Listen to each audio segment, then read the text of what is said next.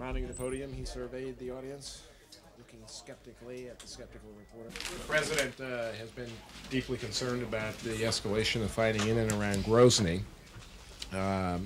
If you recall, last week there had been an effort, I believe it was the OSCE's assistance group that has been organizing an effort for mediation between the parties, and we were encouraged both by their attempts to arrange and implement a ceasefire, and now, of course, discouraged by reports of a resumption of fighting that could endanger the very fragile dialogue that was begun last week.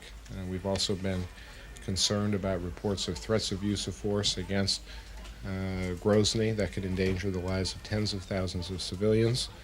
The belief of the United States government is that this cycle of violence must come to an end because prolonged fighting is only going to endanger civilians.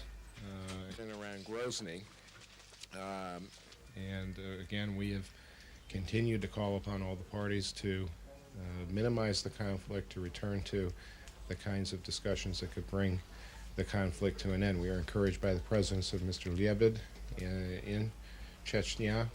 The President has sent a communication to President Yeltsin reflecting the concern that we have expressed repeatedly to the Russian government, and we hope there will soon be an end to the conflict. Have you heard back yet? And then one announcement before I go to your questions. This is on the. We've said to Yeltsin, we've said to the Russian government, and to the Chechen rebels time and time again that force will not work. Military arms are not the answer to the problems posed by the Chechen rebellion. Fighting is only going to endanger civilians.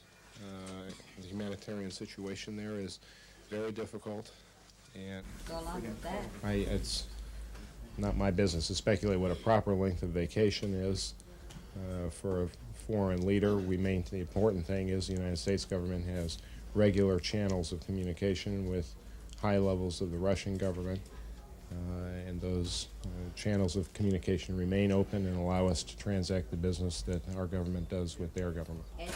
Very fragile dialogue that was begun last week. We've also been considering the United States government to judge how internal functionings of other governments work. We